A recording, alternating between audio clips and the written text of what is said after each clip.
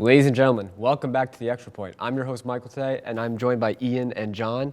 And we're going to be talking about we're halfway through the NFL season already. Actually, we're more than halfway through. We're entering week 11, like tonight, as we're shooting, which is already crazy. And it's funny because they put 3 Giants fans on here. So I guess we'll just begin with our halfway report of the New York Football Giants. And I guess I'll start. It's like, obviously, no one expected us to even get a lot of wins this season. But so what I was looking for is hopefully Jackson Dart plays good, and he's been playing great. Unfortunately, he's concussed right now, but that's all right. Get healthy. But he's been playing great so far in every game without Malik Neighbors. First of all, I mean, look, the de-evolution starting with Malik Neighbors' injury, then Cam Scadabo's injury, and finally Jackson Dart's concussion. I think like we're at the end of times right now. I think we just have to get this season out of the way, especially with Brian Daboll's firing. I think it's going to be rough times this year, but I sense great things ahead. We got to protect that fourth rookie that's yet to get injured on defense. Yeah. Hopefully Ducard, nothing happens to him. Yeah, absolutely, and especially looking at another top pick this year, another blue chip prospect coming in. And I mean, coming into the season, I think, yes, a lot of excitement was Steve Dart, but not a lot of people expected him to play. So for him to play as well as he did, despite the concussion, despite Cam Scadabo too coming into his own, I think there's a lot of excitement to go on, and but I got to tell you, they got to get this head coaching right. They've been through what, like 5 head coaches at this point. Like they need to get that it's right. like a 2-year cycle. Yeah. You know, we got clean house next year.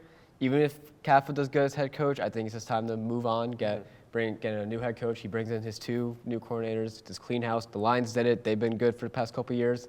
But I've been saying, you know, this is like the perfect position for a new head coach to come in. You know, you're going to come in with like a top 5 pick.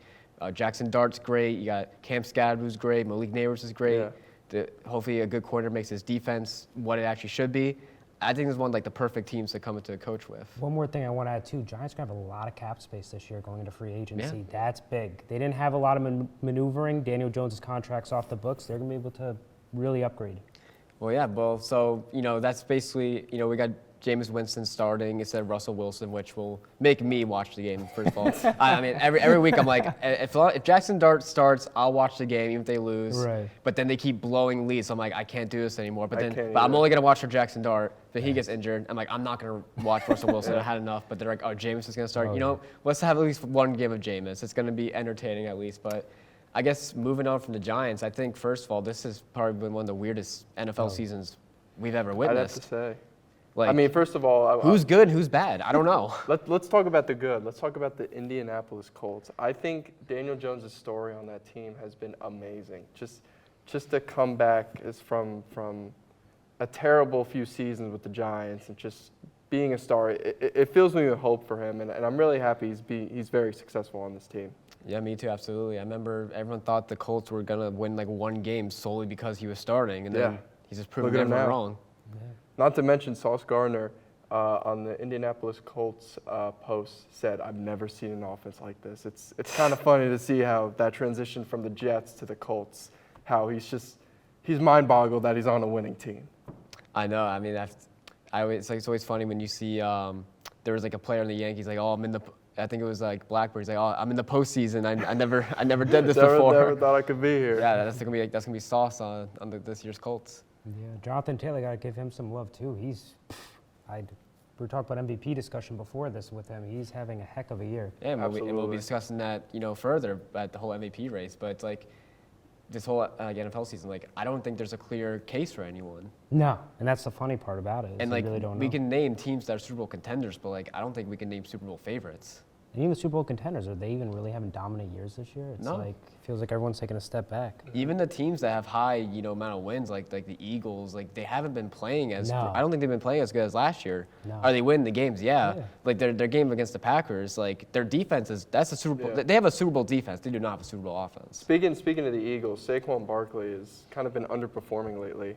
I mean, from what I've seen, a lot of his plays are just running into the O-line. He can't find a good enough gap to like get through and just make a good play. I mean, look at his fantasy numbers are like maybe 14, 15 points a week, and it's nothing to what he's been doing last year. Yeah, and then it's just weird because like he was just the #1 ranked player in the whole league coming into the season, and now he's just not It's the Madden curse. I It truly always think is. it's the Madden It's like curse. it's like a less brutal case of the Madden curse. It's not like he didn't get injured; he's just not playing as well. No, and you got AJ Brown pissed off at them. It's just, I mean, AJ Brown's been pissed off for like 3 years in a row now, but He yeah. said it himself. He was playing Madden with someone, I don't know who. He I said, saw that. trade me. Yeah. He is done. He's done with the And Eagles. he's like, drop me on fantasy right now. My season's Don't play Trade horrible. me away. But speaking of cursed franchises, how about the Jets? Hey, they just caught up with wins with the Giants recently, but I mean, they got that against the Browns, which wasn't Yeah, that impressive. But that's like, it's a win, but like not a I just one you're don't proud of. I just don't get it with the Jets. How many you got to get rid of Woody Johnson. I feel like he just has to be the reason behind all this. How many quarterback changes you can go through? How many coach changes you're gonna go through? Build actually good rosters on paper, and you still don't do anything. I genuinely think that team is cursed. I think what they should do is what Peyton Manning did at the Detroit Lions Stadium, where they broke the curse there. I think they need to do that at MetLife for Jets fans and Giants fans' sake. I think it's a curse on both of our franchises, and it needs to be broken. Well, I'm convinced that Mara sold someone's soul for those 2 Super Bowls. Joe Namath sold Yeah, the Joe Namath- Jets franchise to the devil so he could win that Super Bowl. Yep, and then to beat the undefeated Patriots and then beat them again 4 years later, Mara had to have done something. Did something. And then you got upsets everywhere. Like the Bills just lost to the Dolphins. And like every time, so many like teams are favored in these weeks, and they're just losing. It's Did you just, see that video of Mike McDaniels driving around Oh, Miami yeah. after the Yep. loss, trolling the Yeah. Buffalo fans? yeah, and That it's was like, nope, funny. it's like, nope, that's I mean, AI. all right, calm down, Mike McDaniel. Like we all know Alright. you're getting fired in this season. That was crazy. And then like I thought Brian Dable would like maybe last to the end of the season, but then Yeah. they You cut think him he'll go loose. back on the Bills? Sean I thi- McDermott doesn't like him. If it's not the Bills, I think he will be a coordinator somewhere else. I don't think he's Yeah. gonna get another head coach, but I mean, talking about the Packers, I just want to say I think They're all over the place. Jordan Love is an overrated QB. I think it's that transition from Brett Favre to Aaron Rodgers and then Aaron Rodgers to Jordan Love. I think they're just hyping him up because it's a Green Bay and quarterback. he hasn't been playing terrible, so Right. it's like, oh, they got another quarterback. Oh, but we got the best QB. he 1 week he's amazing, and then the others like it's Yeah. not He's just him. I guess the whole team. He's yeah. inconsistent. I mean, it's probably the point where it might be on the coaches, but like maybe some are on him because sometimes the Packers are just inconsistent in general. They lost to the Panthers, Yeah. and then they lost to the Eagles. Like, yeah, I know the Eagles are like a better team, They're but what, 5-4 the Panthers, or 6-4, or 5-5? there might be Mid, they might be yeah. 5-5. Like They're not good. their record's way better than what it should be. Let me just say this. Who do you guys think, looking at this schedule, looking at these scores, who do you think the Super Bowl contenders are going to be? I have a feeling the AFC Championship, since they have their, easier side of the schedule, it might be Colts and Patriots. That's not even a bad guess. It ain't. That's not even a but bad guess. Gotta be the Eagles on the NFC. I don't know who's challenging them. The Green Bay Rams. you can't trust. The Rams maybe, but like, well, we're gonna get more focus into awards and our Super Bowl pick, coming up. Us three, we'll be right back. We're actually gonna be entering our halftime intermission for NFL award predictions, so stay tuned for that. Welcome back, everyone. Hope you love that halftime intermission report. I'm back with Ian and John, and we're gonna get into our predictions for the NFL awards. And I think we should just start with like Super Bowl predictions, and we'll make our way through the actual awards. I mentioned before, I think the AFC Championship will be Patriots-Colts. And if it's between them two, I do think the Patriots will take that game. And the NFC, I think the Rams will take the NFC side, so we will get a rematch of Packers-Rams, and I think the Rams will take that. Look, I think this might be a crazy shot in the dark, but I think it'll be the Colts Super Bowl. I think they have such a talented team, especially the introduction of Sauce Gardner onto that team with that added talent. I think they have such a good comeback story, especially since last year. I think they're going to make it to the Super Bowl. I don't know if they're going to win. As for the NFC, though, I have my hands tied on this one. Like you said, I think the Rams can make it, but it's only halfway to the season. I think things can change in an instant. So I'm going to leave that one blank, but I think the Colts are going to go to the Super Bowl. Yeah, I'm going to be kind of boring with this one beyond the AFC. For some reason, the playoffs come, the Chiefs just always somehow get it done, and I don't trust Daniel Jones in the playoffs yet. I know he's been having comeback player, but I have to see it more. Drake May's too young.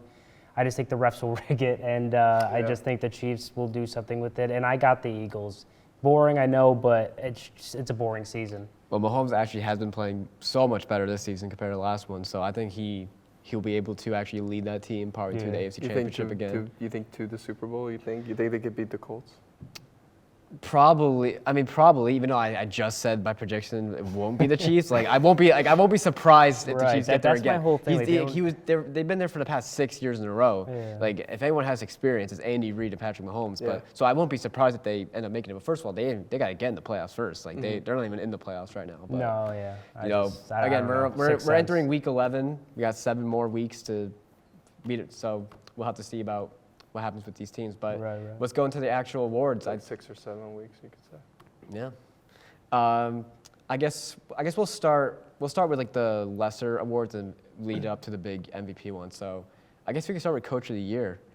And Ooh. I'm bad with coach names, but I think a case it could be Mike Vrabel or the Colts coach. I think they have cases I don't for even it. think that's a bad decision either. I think I like that. their team's doing really good, and under his guidance, they're going to keep doing good this year.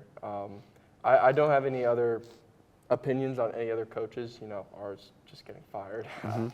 Former coach of the year. Former coach. Former coach of the year. I think it's sad to see someone who did win Coach of the Year in 2022 just go out like that. He His brought us a lot of first hopes. year and then just fell off more and more every year. Yeah, year after. it's amazing to study that fall off. But It's crazy.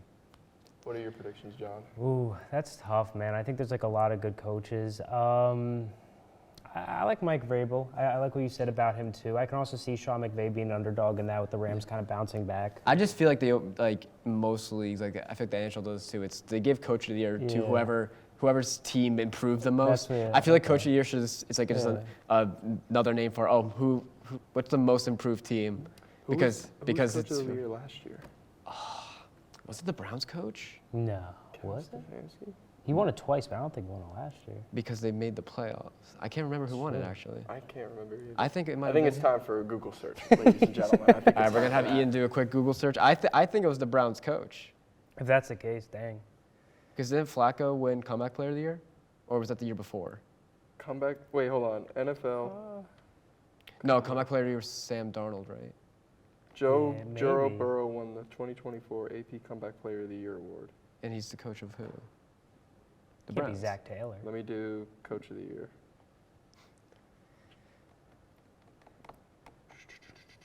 Kevin O'Connell, the Minnesota Vikings. Oh, Oh, that Right, makes sense. right, That now makes that- now I sense. remember. That's That right. makes sense. Okay, yeah. So it was the Browns coach before Kevin O'Connell. Mm-hmm. And again, yeah, because the Vikings just improved the most, and Sam Darnold was MVP candidate, so they gave the coach of the year Yeah, to that him, makes so- sense.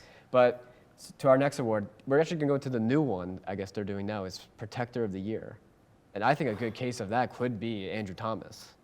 Really? Came back from injury, and I've yet to hear anything bad about him. And look at his stats; they've been great. And I mean, I guess a good contender would be anyone on the Eagles' offensive line because they're good every year. So I think Andrew Thomas has a good case. Oh, he definitely does, but they're never going to give it to the Giants. I just feel like a losing record. But no, he's been amazing. I think they showed a stat where it was like when he's playing, they have a winning record. When he's not playing, they have a losing record by a lot. Yeah. Like he really changed the dynamic of that team. He does, especially last year. They were actually looking at good old one. He gets injured, and they were finished for the rest of the year. Yeah. So, but it's going to be interesting because it's a brand new award. So, Yeah. but let's go into our rookies of the year. Rookie. So I know defensive edge. Abdul Carter had a case. I don't think he has the lead on it anymore. Even though he's getting a lot of pressures, he's not getting the sacks. But I really don't know what other defensive Right rookie now, has been. favorite's that Browns linebacker. I don't know his name, but he's Yeah. the favorite. And then the second is Abdul tied with Jahad Campbell, so you can put him in there too. He's So having a yeah, good so year. he's probably a top 3 contender for it. Jackson Dart's favorite offense, I believe. I think it should be Jackson Dart. Yeah. I would like it to be Jackson Dart, but I think I don't know. I could see why you couldn't put him at offensive or at Rookie of the Year. I think he's won it because he came in week 4. He has the most rushing touchdowns throughout his starts. And he's a quarterback. They always He's say a with quarterback. Yeah, quarterbacks. that's more I important. mean, he's turned a whole fan base around, I Yeah. think, in my opinion. I Exactly. think he's made Giants fans hopeful, despite all the coach firings and just like no the receivers. losses. Most of the losses haven't been his fault, let's No. be honest. They haven't been his fault at all. They haven't been his fault. It's not his fault the defense blows fourth quarter leads in crazy. 5 and 2 minutes. 4 times, 97% chance to win, they blow it. Yeah. That's crazy. It's not his fault. No. Especially against the Broncos game. He That's scored. why He Gable's scored that. gone. He scored that late touchdown. Yeah. Even though he threw the pick, he scored. He a late clutched touchdown. up and they lost it. And for then him. yeah, the defense lost it. But we're gonna go into the big one, the MVP. Oh. No defensive player. Oh my. Oh yeah. Come on. I forgot about the non-rookie of defensive and offensive player of the year. I think offensive player of the year. I think it'd go to Christian McCaffrey. Really? Ooh, that's That's okay. because I'll explain why, because it's because of my MVP pick. I think Christian McCaffrey can win Offensive Player of the Year because he's carrying the 49ers right now. Absolutely. And Defensive Player of the Year, I think it could be Brian Burns. He has a case for I it. agree. Defensive player, I agree with you. Brian Burns. He's top sack, right? Yeah, he's tied for. I think he's tied in sack. I think he's tied for first with Tied 11. for first. And he's in third in pressures. Yeah. He's, Offensive though, I'm gonna have to go with Jonathan Taylor. I have to too. That's I not. agree. See, Like, that's not a bad pick. He's And putting up amazing fantasy Yeah. point numbers. I think have to agree. he's really like not carried the whole team, but like he's been an uplifting character on that team, and I think he should win Offensive Player. All right, and before we do our MVP picks, we'll do a quick comeback player of the year predictions. I think it's Daniel Jones. Daniel Jones. I think it's Daniel Jones. Jones. I'll agree with you too. I think. All Daniel right, yeah, Jones. we're all in agreement for there. But I guess the MVP, and I said my pick is Jonathan Taylor. Jonathan Taylor. again. Especially if if he replicates his second half stats with his first half, it's a better season than Christian McCaffrey's 2 years ago. It's better than Saquon's from last year. I wanna make a correction on what. And I don't on my think take. any quarterback has a clear case for it. I want to make a correction on my take. I think either Offensive Player or MVP of the year should either be Jonathan Taylor or JSN. JSN. Not bad. I like I that. think don't hate dude, it. JSN Don't has hate been it. really It's been good. really this Has good. been year. good. I like that. I like Jonathan Taylor. I just don't know if they're going to choose a running back, so I'm going to say Drake May. Even though I don't think he deserves it. I don't think he Me too, should. but I don't I think he just should. think- But he is. That's where I'm at. with At it. this point right now, he is the favorite. But that's the problem. It's like I don't think he deserves it. But I agree with you doesn't. guys.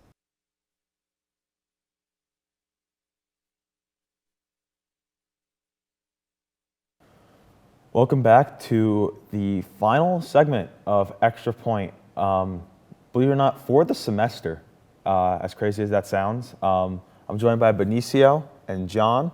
Benicio, this is your last ever Extra Point shoot. We have obviously our holiday segment that will be featured in the Holiday Live show, but this is the last true Extra Point segment for you. It's been a pleasure being a part of this show. It's definitely been one of the highlights of my career here at Monmouth. So let's get straight to it. Yeah, no, we have an exciting segment to wrap things up with. We have baseball free agency. Obviously, the season is now over. The Los Angeles Dodgers beating the Toronto Blue Jays in that 7-game World Series that went down to the wire. But now we get into the offseason. We've got a lot of big names as free agent. We got Kyle Tucker, the Chicago Cubs, Framber Valdez of the Houston Astros, Cody Bellinger of the New York Yankees, Alex Bregman of the Boston Red Sox. All of these guys are free agents. So we're going to go through a few guys, predict where they're going to go, and yeah. So we'll start with the Yankee. We'll start with Mr. Cody Bellinger. Was traded to the Yankees last offseason from the Chicago Cubs, had a great season with the Yankees, actually got some MVP votes. His teammate Aaron Judge just won the MVP. But Bellinger is now a free agent. The talk has been the Yankees want him back, but there are some other teams that could potentially see him as a fit. What do you guys think? Well, I have heard rumors that he could go to the Dodgers. Maybe a I have heard reunion the happens Dodgers. there. I've heard people say that if the Mets don't re-sign Alonso, he could go to Queens, Polo Juan Soto. But I do think he ends up staying with the Yankees just because his swing was just made for that ballpark. And if they don't get Bellinger, I would say the Yankees would probably go after Kyle Tucker. But, you know, I have Kyle Tucker going somewhere else, which is why I do think the Yankees are going to re-sign Bellinger. I agree. I think Bellinger's going to go to the Yankees. I know they may want Tucker, but I don't think they're going to spend the money to get that because they could have had him last offseason, so they went Bellinger. So I don't think they can really afford to lose that hitter unless they have some sort of trade market or something else on the line. Yeah, I agree. I also, as a Yankees fan, predict Cody Bellinger will re-sign with the Yankees. I think that is the actual number one priority of the Yankees front office this offseason. It wouldn't be my number one priority, but I think that's what the Yankees front office priority is. Bringing back Cody Bellinger, I think the Yankees will get that done. Now moving on now, we'll go across the city to Queens, where Pete Alonso is now a free agent. He signed with the Mets last year. He was a free agent, and he was a quick, short-term deal, and he's already a free agent again. What do you guys think about Pete Alonso? You know, I think we're going to pay him. We don't have any other choice. We have the money to pull it off. And at the end of the day, you got to keep that core of Lindor, Alonso, and Soto together. He's our longest tenured player. I don't think he wants to leave. He just expects more money because look at what Soto's making. And if you're the Mets, you know how valuable he is to this lineup. So I think Steve Cohen and David Stearns, they know what they're doing. They're going to bring him back.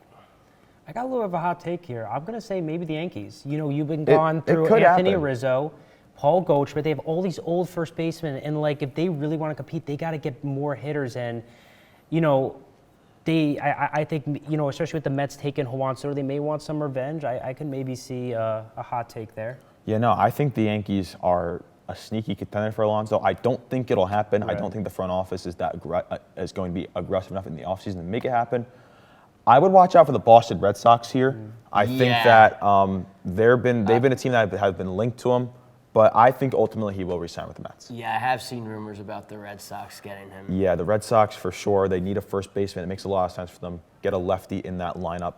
But moving on now, we'll talk about a current Red Sox. It's now a free agent, Alex Bregman. I mean, I do think he stays in Boston, which is kind of why I don't see Alonso going to the Red Sox. I think it's very similar to Cody Bellinger staying with the Yankees. The hitting style of Bregman was just made for Fenway Park. If he doesn't stay with the Red Sox, he probably would go back to Houston. But the Astros, it looks like they're kind of going in the direction of a rebuild with Framber Valdez as a free agent. They kind of had a down year relative to at least Astros standards. So, yeah, I think Bregman does stay in Boston. I kind of have to agree with him on that one because I just feel like it's kind of like the Bellinger thing. I think it's hard for them to lose him. So I definitely think he's somebody that they would like to bring back. I actually don't think Alex Bregman is going to go back to Boston. I think a team here that I think makes a lot of sense. I think the Seattle Mariners I like that. make That a lot of could sense work. I like because Eugenio Suarez is their third baseman. He's a free agent. They don't bring him back. They have an open spot there, and I think Bregman could fit right in. That's Seattle Mariner lineup. I think it makes a lot of sense. The Mariners are going to be contending for years to come. We're just one game short of making the World Series, and now putting Bregman in that lineup, I think, could be a good replacement for Eugenio Suarez. So I'd watch out for the Seattle Mariners. Moving on to the pitching side of things, Framber Valdez is the biggest pitching prize on the free agent market this offseason. Current Houston Astro, he is now heading to free agency. Where do you guys think he will end up? Maybe a side one, maybe like the Phillies. I like Yeah, that. They Phillies. need some pitching, so definitely somebody there. I think that's very possible. I think another team that could get him would be the Blue Jays, but they have to pay Bichette. So I wouldn't really put the Blue Jays at the top of the list for teams to sign Framber Valdez. Now, the Boston Red Sox could be an interesting Yeah, option. They Red Sox makes sense, definitely need some pitching help. And, you know, of all those three teams, I do think that Boston is the most likely. I definitely think that Valdez is going to leave Houston. But my first bold prediction is I think he's going to be a San Francisco Giant. Ooh, I think that came out of nowhere. The Giants, Okay. they brought back Bruce Bochy, so I think they're going to be looking to contend. And they sign these like semi-expensive free agents. They do. They brought in Blake Snell Willie for that 1 Adames year. last year. So they have the Yeah. money to pay him. They just need pitching. They need help for Logan Webb. So I think he's going to be a Giant. Yeah, I actually am going to go with one of the teams that you mentioned. I think the Toronto Blue Jays make so much sense for Framber. Right. The Blue Jays lack that ace. They don't have one. We talked about this in the segment we did last week about the Blue Jays. They lack an ace, and Framber Valdez was a name we brought up, and it makes so much sense. I think the Blue Jays, their front office is mad. They're mad they lost the World Series by one game. They lost it by 90 feet, as a matter of fact, less because Isaiah Kiner-Falefa was so close. I think they're going to be aggressive this offseason, and they're going to get their guy in Framber Valdez. Now, to wrap up here, let's go to the big fish. Kyle Tucker, he is the best free agent available, probably by far this offseason. There's a lot of teams that have been linked to him. He was a Chicago Cub last year, was great as he always is. Where do you guys think that Kyle Tucker will end up? Well, I'd love to see him stay in Chicago. They were a very fun team this year, but it's just not happening because Yeah, I they're going to agree. be competing with the Dodgers, the Yankees, and the Mets. Not the Mets, the Phillies. I don't think we go after Tucker, but I meant to say Phillies, just to clarify. But the Phillies aren't getting him because they have to re-sign Schwarber. I think they also re-sign Suarez, and I also think they re-sign JT Realmuto. And then, like I said before, I do think there's a shot that the Yankees get him, but he wants such a big contract that only the Dodgers are going to be willing to give him that money. I could definitely see the Dodgers. I think a curveball could be the Red Sox. I Yeah. definitely think that they could be one. there for him. Definitely. Yeah, so my prediction for Kyle Tucker, it's not going to be the Cubs. He's not going back there. I think it's going to come down to the three teams you mentioned, the Philadelphia Phillies, the New York Yankees, and the Dodgers. I don't think Kyle Tucker is the Yankees' priority. I think it's Cody Bellinger. So I'm going to say no to the Yankees. I think it's going to come down to two National League powerhouses in the Philadelphia Phillies and the Los Angeles Dodgers.